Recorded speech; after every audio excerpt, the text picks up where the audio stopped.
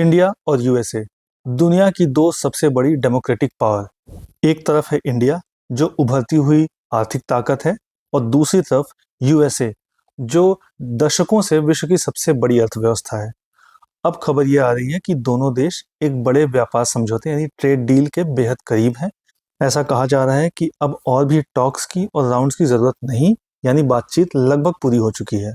अब अगर सब कुछ ठीक रहा तो कभी भी ये डील साइन हो सकती है, लेकिन सवाल है इस डील का मतलब क्या है, इंडिया को इससे क्या फायदा होगा और यूएसए क्यों तैयार हुआ अपने टैरिफ कम करने के लिए। आज हम समझेंगे इंडिया यूएस ट्रेड डील की पूरी कहानी, इसके फायदे, चुनौतियां और वैश्विक प्रभाव। भारत और अमेरिका के बीच आर्थिक संबंध बहुत पुराने हैं।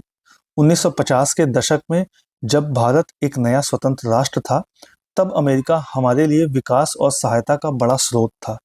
लेकिन व्यापार के मोर्चे पर दोनों देशों के बीच हमेशा असमानता और मतभेद रहे हैं। 2018 में अमेरिका के राष्ट्रपति डोनाल्ड ट्रंप उस वक्त भी थे। उन्होंने इंडिया को जनरलाइज्ड सिस्टम ऑफ प्रेफरेंस यानी जीएसपी से बाहर कर दिया था। यानी जो भारतीय उत्पाद को जो टैक्स में राहत मिलती थी वो खत्म कर दी गई थी।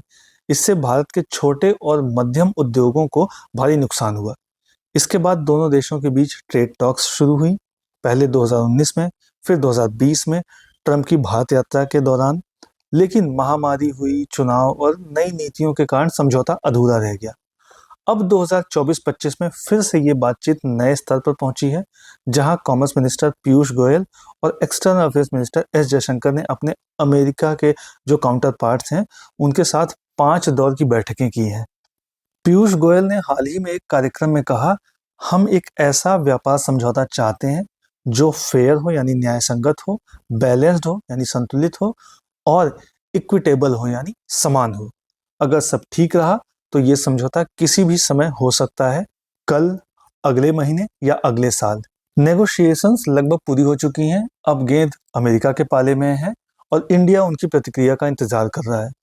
इस समझौते को बताया जा रहा है सबसे कॉम्प्रिहेंसिव और डब्ल्यूटीओ कंप्लायंट ट्रीटी, यानी यह किसी अंतर्राष्ट्रीय व्यापार नियम का उल्लंघन नहीं करेगी। महत्वपूर्ण बिंदु यह है कि इस बार भारत ने बहुत सावधानी से बातचीत की है ताकि किसी भी सेक्टर की संवेदनशीलता पर आंच ना आए। इसका मतलब कृषि, डेयरी, फार्मा, टेक्नोलॉजी और डिफेंस सेक्टर सभी के हितों को ध्यान में रखा गया है। दूसरी ओर अमेरिकी राष्ट्रपति डोनाल्ड ट्रंप ने भी संकेत दिए हैं कि अमेरिका भारत पर लगाए गए 50% टैरिफ को कम करने को तैयार है और दोनों देश एक समझौते के बेहद करीब हैं। इंडिया सिर्फ यूएसए से ही नहीं बल्कि दुनिया के कई देशों से भी व्यापार समझौते के चरण में है। जैसे पहला देश तो है न्यूजीलैंड, वहां पर बातचीत लगभग पूरी हो चुकी है। न्यूजीलैंड के ट्रेड मिनिस्टर इस हफ्ते इंडिया आ रहे हैं अंतिम चरण की बातचीत के लिए। उसके अलावा है यूरोपियन यूनियन। दिसंबर के मिड में एक और राउंड होने वाला है जिसमें ईयू ट्रेड कमिश्नर मारोस शेफचोविक इंडिया आएंगे। इसके अलावा है गल्फ कोऑपरेशन काउंसिल यानी जीसीसी। खाड़ी देशों का यह समूह भी भारत से व्यापार समझौता करना चाहता है। इसके अलावा बहरीन और कतर अलग अलग बाइलेटरल समझौते पर चर्चा करना चाहते हैं। और इसके अलावा एक और देश है इजराइल। पीयूष गोयल अगले हफ्ते इजराइल जा रहे हैं, जहां रक्षा, कृषि और टेक्नोलॉजी में निवेश और व्यापार की संभावनाएं तलाश की जाएंगी। पीयूष गोयल ने राज्यों के उद्योग मंत्रियों की बैठक में कहा कि भारत की नई व्यापार रणनीति अब विकसित देशों के साथ समझौते करने पर केंद्रित है। पहले भारत के अधिकतर एफटीए आसियान देशों जैसे थाईलैंड, मलेशिया, वियतनाम आदि के साथ थे, यानी ऐसे देशों से जो भारत के प्रतिस्पर्धी थे यानी कॉम्पिटिटर्स थे।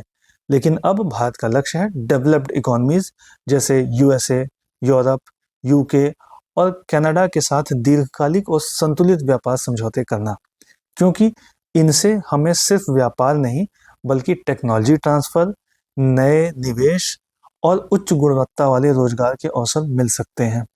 जैसे इंडिया का जो फिशरी सेक्टर है इस समय बड़ी चुनौती का सामना कर रहा है, क्योंकि अमेरिका ने इस सेक्टर पर भारी इंपोर्ट टैरिफ लगा दिए हैं। इसलिए भारत अब रूस जैसे नए बाजार तलाश रहा है ताकि मछली और समुद्री उत्पादों का निर्यात बढ़ सके। यह दिखाता है कि भारत अब किसी एक देश पर निर्भर नहीं रहना चाहता।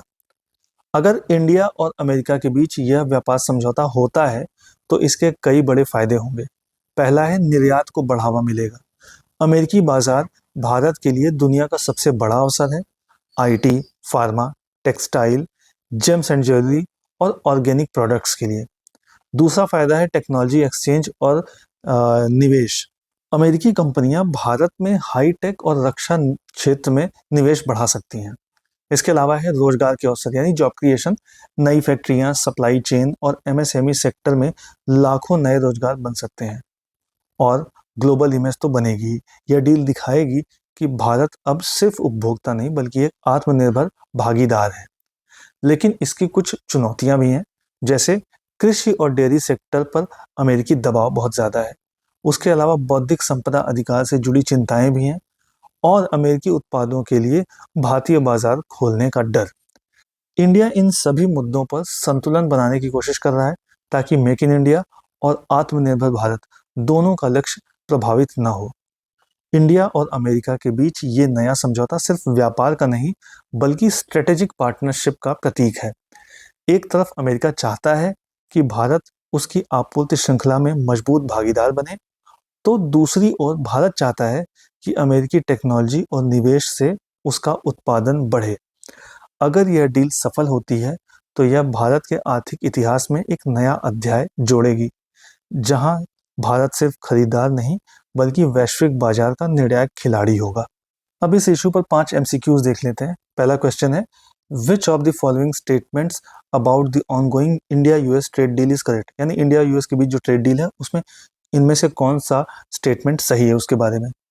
Option A, the deal will replace GSP completely, यानी ये जो डील होगी ये जीएसपी को कंप्लीटली रिप्लेस कर देगी।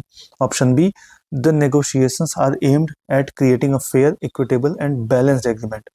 Option C, it focuses only on agricultural goods. या फिर option D, it excludes WTO compliance norms. जो भी सही आंसर है आप कमेंट बॉक्स में बताएं। दूसरा क्वेश्चन है, how many official level rounds of negotiations have been completed between India and the US for the trade deal. यानी इंडिया और यूएस के बीच जो ट्रेड डील है उसके लिए कितने ऑफिशियल राउंड कंप्लीट हो चुके हैं नेगोशिएशंस के। Option A 3, option B 4, option C 5, option D 6। सही आंसर आप बताएं। थर्ड क्वेश्चन है, which of the following sectors has India specifically protected during the trade negotiations. इनमें से कौन से सेक्टर को इंडिया स्पेसिफिकली प्रोटेक्ट कर रहा है। Option A, automobiles and real estate. Option B, dairy, agriculture and pharmaceuticals. Option C, tourism and aviation. Option D, banking and insurance. इसमें से जो भी सही आंसर है आप कमेंट बॉक्स में बताएं। अगर कंफ्यूजन है तो आप दोबारा वीडियो देख सकते हैं, इन सभी के जवाब आपको वीडियो में मिल जाएंगे।